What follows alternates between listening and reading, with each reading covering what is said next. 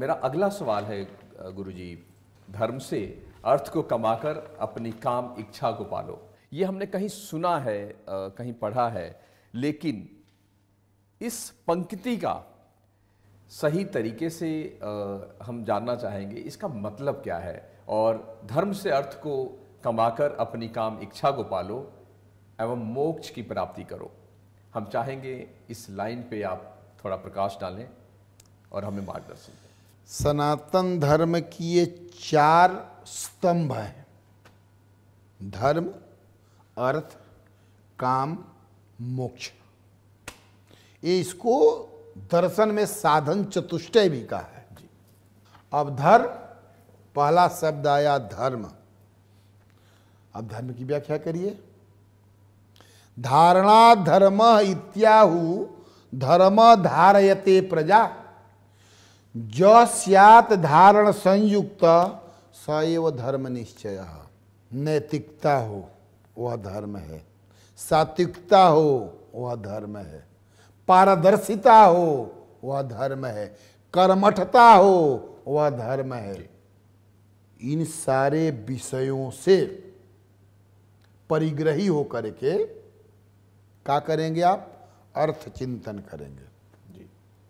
अर्थ चिंतन करेंगे तो उस ये सारे परिनियम से बध करके जो अर्थ मिलेगा वो अर्थ सात्विक अर्थ होगा। अन्योन्याय से उपार्जित तो धन नहीं होगा, वह परिश्रम का धन होगा, वो कर्मठता का धर्म होगा। वह जब धन होगा वह पसीना बहाने वाला धर्म होगा, खून पसीने का वो धर्म होगा। उस धन से जो पसीना बहा करके धन आपने कमाया, जो कर्मठता से जो आपने धन कमाया, उससे क्या करेंगे? काम।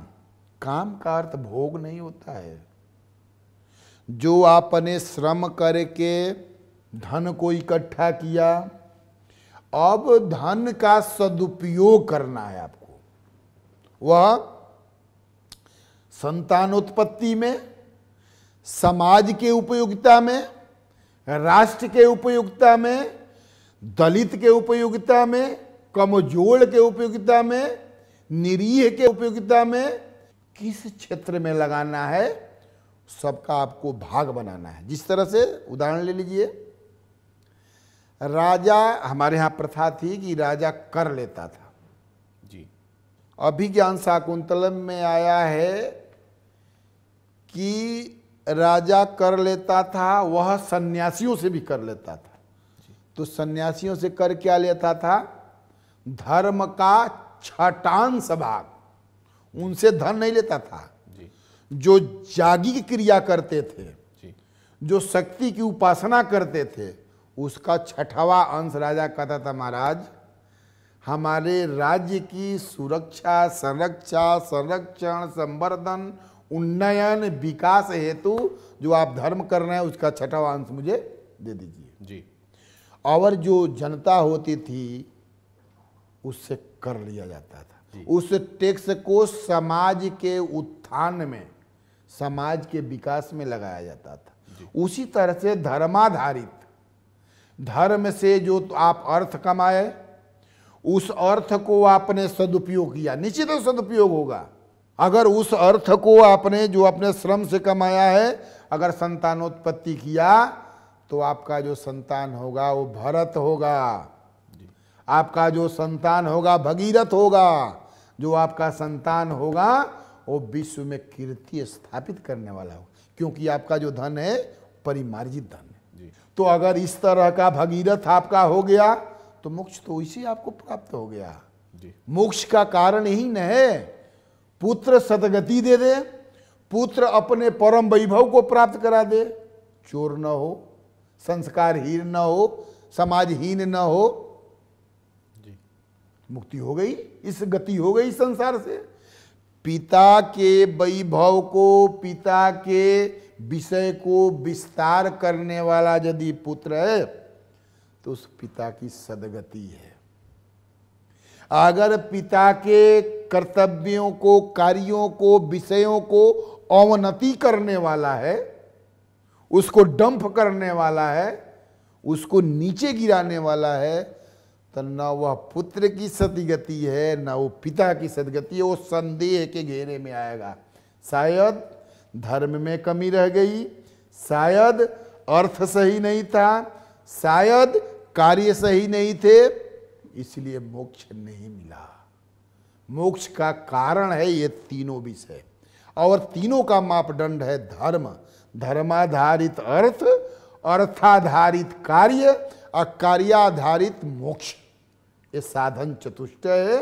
इस साधन चतुष्टय को वेदांत ने भी माना है, धर्मशास्त्र ने भी माना है, न्याय ने भी माना है, हमारे पुराण में भी इसका वर्णन मिलता है। इसलिए कोई भी कार्य ऐसा न किया जाए जो धर्म से विरत हो।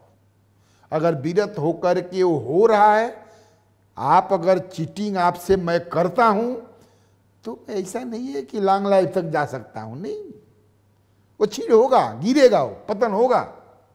क्योंकि कहा है छीणे पुण्ये मृत लोके बसंती।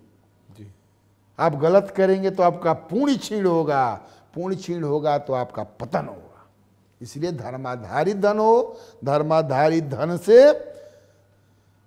अच्छे कर्तव्य हो, अच्छे कर्तव्य से मोक्ष की प्राप्ति हो। मोक्ष की प्राप्ति का मतलब ये नहीं हुआ कि आप मुक्त हो गए, पृथ्वी पर आए ही नहीं। आपके नहीं रहने के बाद कीर्तिर्जस्य सजीवती, आज संदेश है एक समाज के लिए। आप हम जहाँ बैठे हैं, गार्नेट फाउंडेशन के तहत बैठे हैं जी, हम रहें न रहें, ये कंपनी रहेगी। कंपनी ने जो कीर्ति स्थापित किया है, यहाँ के लोगों ने जो अपनी ऊर्जा लगाई है, ऊर्जा से जो हमारी ख्याति बनी हुई है, वह कीर्ति है।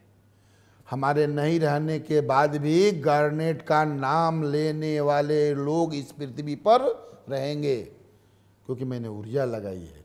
इसी तरह से युवा वर्ग भ्रमित न हो करके धर्म का आचरण करके अर्थ का संचय करे, अर्थ का संचय करके समाज में अपना विस्तार करे, विस्तार करके अपने नाम कीर्ति जस को स्थापित करके परमोत्कर्ष को प्राप्त करे।